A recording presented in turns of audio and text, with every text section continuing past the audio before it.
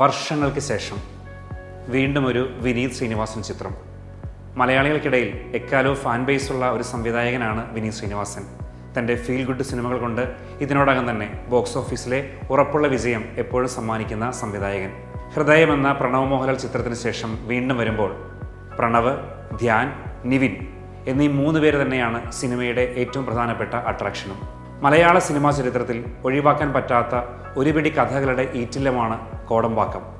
കോടമ്പാക്കത്തും മദിരാസിയിലും cinema മോഹവുമായി ചെന്ന് കയറിയവരും, സ്വാമീസ് ലോഡ്ജിൽ കിടന്നുറങ്ങിയവരും, pipe വെള്ളം കുടിച്ചവരും, സിനിമാ സ്വപ്നവുമായി ഉയർന്നു വന്നവരും, വീണുപോയവരും, ചതിക്കപ്പെട്ടവരും ഒക്കെയായ സിനിമയുടെ ഒരുപാട് കഥകൾ എന്നും പ്രചരിക്കപ്പെട്ടിട്ടുള്ളതാണ്.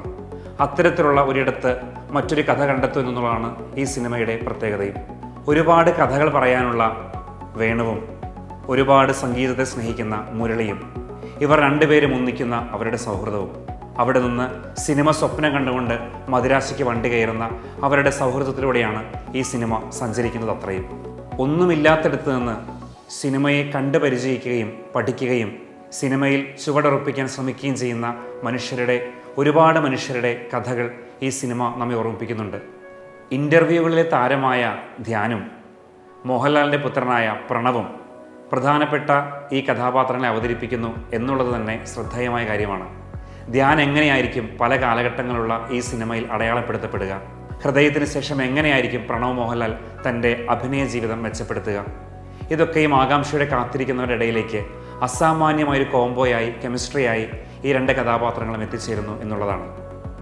സിനിമയിൽ ഒരാൾ പിടിച്ചു കയറുകയും ഒരാൾ പിടച്ചു വീഴുകയും ചെയ്യുമ്പോൾ അവരുടെ ജീവിതത്തിലുണ്ടാകുന്ന വ്യത്യസ്തങ്ങളും സൗഹൃദങ്ങളും പിണക്കങ്ങളും ഇതെല്ലാം ഏറ്റവും മനോഹരമായി ഹൃദയത്തിൽ തട്ടുന്ന രീതിയിൽ തന്നെ സിനിമ നമുക്ക് മുന്നിൽ അനാവരണം ചെയ്യപ്പെടുന്നുണ്ട്.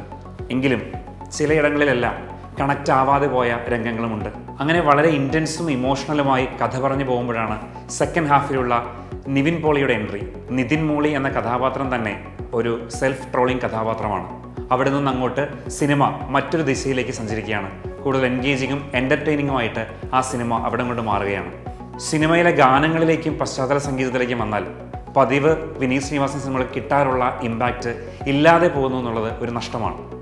അതോടൊപ്പം തന്നെ വിവിധ കാലഘട്ടങ്ങളിലുള്ള കഥാപാത്രങ്ങളെ ധ്യാൻ കൈയടക്കത്തോടെ ചെയ്യുമ്പോഴും പ്രണവ് മോഹൻലാലിൻ്റെ ഡയലോഗ് ഡെലിവറിയിലും മേക്കപ്പിലും ഒക്കെ പോരായ്മകൾ ഏച്ചു കിട്ടുന്നത് നമുക്കറിയാനും സാധിക്കും. സംവിധാനത്തിൽ ഇപ്പോഴും ഓൾഡ് സ്കൂൾ മേക്കിംഗ് തന്നെയാണെങ്കിലും പ്രേക്ഷകനെ ഇമോഷണലി കണക്ട് ചെയ്യാനുള്ള വിനീത് ശ്രീനിവാസൻ മാജിക്ക് പോയിട്ടുമില്ലെന്ന് സിനിമ പറയുന്നുണ്ട്. എങ്കിലും വിനീതിൻ്റെ മറ്റ് സിനിമകളെ വെച്ച് നോക്കുമ്പോൾ അല്പം താഴെയായാണ് ഈ സിനിമയുടെ അനുഭവം. സിനിമയെന്ന പാഷന് പ്രായങ്ങളില്ല, കാലങ്ങളില്ല. തിരിച്ചുവരവ് മനുഷ്യർക്ക് എന്നും സാധ്യമാണെന്ന് ഈ സിനിമ നമുക്ക് പറഞ്ഞു തരുന്നു.